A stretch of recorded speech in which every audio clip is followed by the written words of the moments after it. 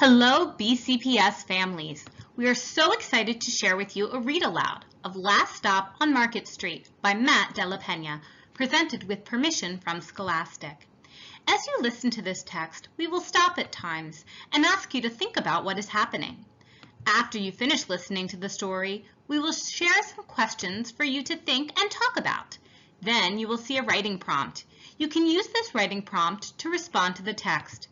You can then share your written response with your teacher. Finally, you will see some project ideas for enrichment and ways to have fun interacting with the book. Enjoy the story. Hi everyone, I'm so excited to be with you today to share one of my favorite stories with the permission from Scholastic, Last Stop on Market Street. The author is Matt de la Pena and the illustrator is Christian Robinson. This is a fiction story. When I'm thinking about a fiction story, I know that there's likely going to be some characters and there might be a problem that the character is going to face. Today, I want to really focus on characters and thinking about point of view. What is the character's point of view?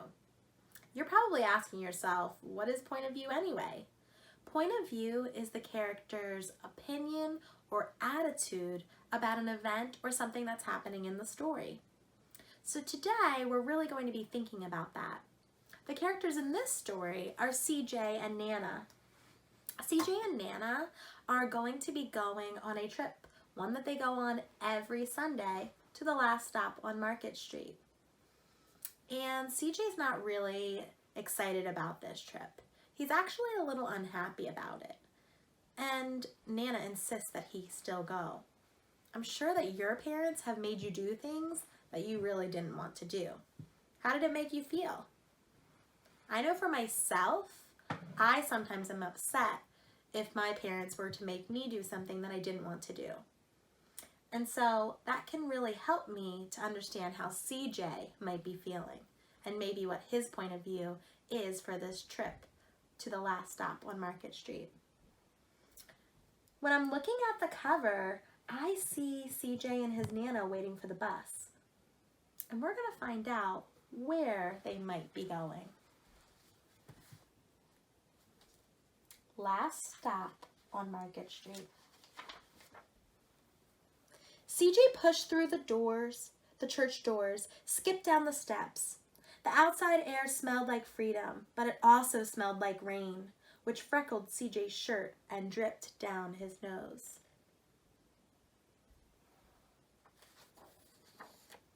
He ducked under his Nana's umbrella, saying, "How come we gotta wait for the bus in all this wet?" "Trees get thirsty too," his Nana told him. "Don't you see that big one drinking through a straw?" CJ looked for a long time but never saw a straw.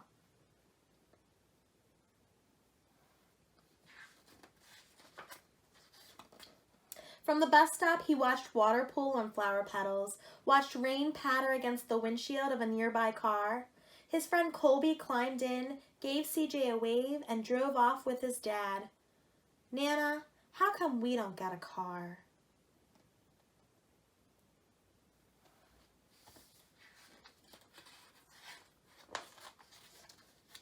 "Boy, what do we need a car for? We got a bus that breathes fire, and old Mr. Dennis who always has a trick for you."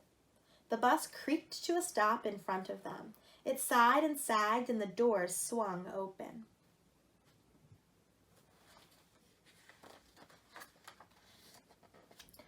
"What's that I see?" Mr. Dennis asked. He pulled a coin from behind CJ's ear, placed it in his palm.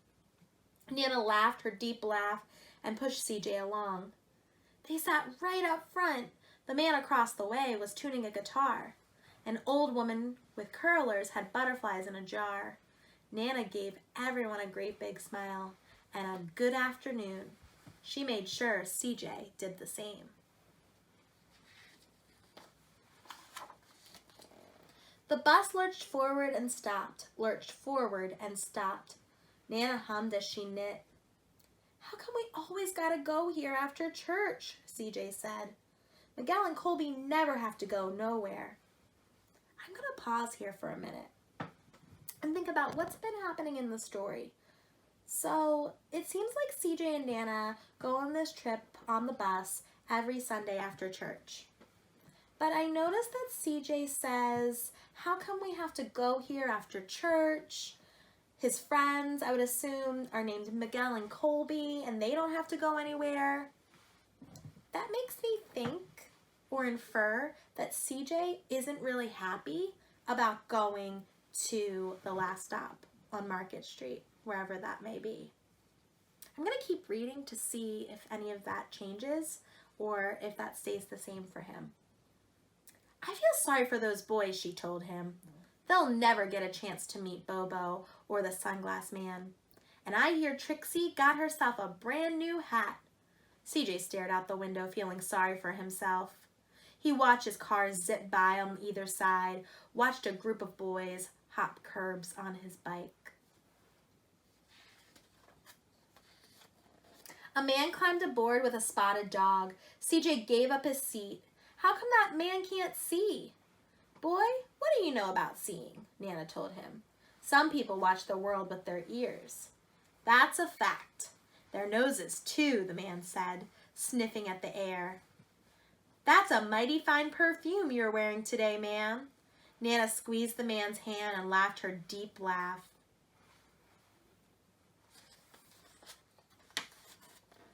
Two older boys got on next. CJ watched as they moved on by and stood him back. Sure wish I had one of those, he said. Nana set down her knitting. What for? You got the real live thing sitting across from you. Why don't you ask that man if he'll play a song? CJ didn't have to. The guitar player was already plucking strings and beginning to sing. To feel the magic of music, the blind man whispered, I like to close my eyes. Nana closed hers too. So did CJ and the spoiled dog. Spotted dog, sorry. So I'm going to pause here again, and really I'm thinking that initially CJ really didn't find this trip to be very amusing. He says back on this page that he's feeling sorry for himself. So I'm thinking that he is really not liking this trip at all. And so his point of view from his words and his actions, he's kind of sitting back in his seat, I would say that he doesn't think that this trip is very important or interesting. But I'm wondering if things might be changing for CJ, because I notice here that he's listening to the man play the guitar, and he's got a smile on his face as he's listening to the music. So I'm going to keep reading to see if anything else happens with CJ to impact him. And in the darkness, the rhythm lifted CJ out of the bus, out of the busy city. He saw sunset colors swirling over crashing waves, saw a family of hawks slicing through the sky, saw the old woman's butterflies dancing free in the light of the moon. CJ's chest grew full and he was lost in the sound, and the sound gave him the feeling of magic.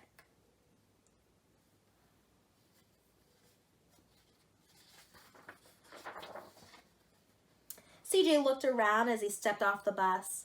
Crumbling sidewalks and broken down doors, graffiti-tagged windows and boarded-up stores.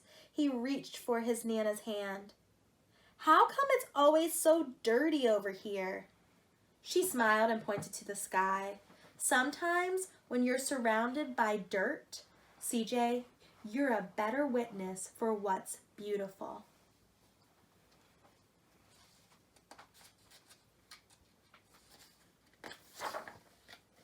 When he spotted their familiar faces in the window, he said, I'm glad we came. I'm thinking CJ really is feeling a little bit differently than he did at the beginning of the story. He says, I'm glad we came. And that makes me think that maybe has a different point of view now that he's feeling proud by seeing some of the people that he sees. We're going to find out where exactly he's going.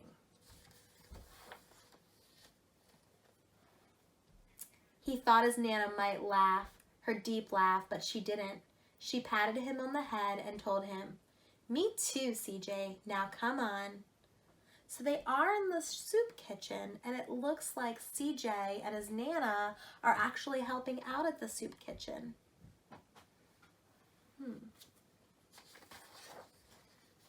The end. So I want to go back to this page because I noticed that they're helping out at the soup kitchen. The entire time, CJ was kind of feeling sorry for himself and kept saying things to his Nana about not really wanting to go. And it made me really think that his point of view at the beginning of the story of Last Stop on Market Street was that visiting the soup kitchen wasn't really important. But clearly his Nana thought that it was. And toward the end of the story, his feelings really do change. And I think he might be feeling proud about that. When you're thinking about point of view, when you're reading a story, I want you to really think about the characters' feelings, their actions, maybe some of those inferences like I made throughout this story. And that can really help you to think about what is the character's opinion about a certain event. I also, after we're done reading, want you to make a list. What are some things that you could maybe do to help around the house for your parents right now while we're home? Maybe you can be really helpful and feel proud too. I hope you enjoyed the story for The Last Stop on Market Street. We hope you enjoyed The Last Stop on Market Street by Matt Della Pena. Take some time to think about the story. I'm going to read you each question and then give you some time to talk with someone you live with about your thinking. What do Nana's thoughts, words, and actions tell you about her character? What do CJ's thoughts, words, and actions tell you about his character? Describe the different settings in the story.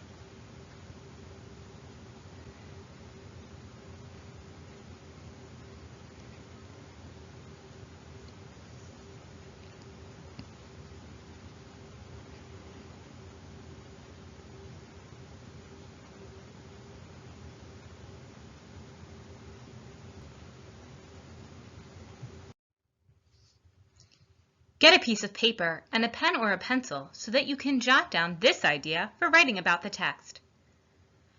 How does CJ's attitude about his journey to the last stop on Market Street change from the beginning to the end of the story? What does this change tell you about his character? Use details from the story in your writing.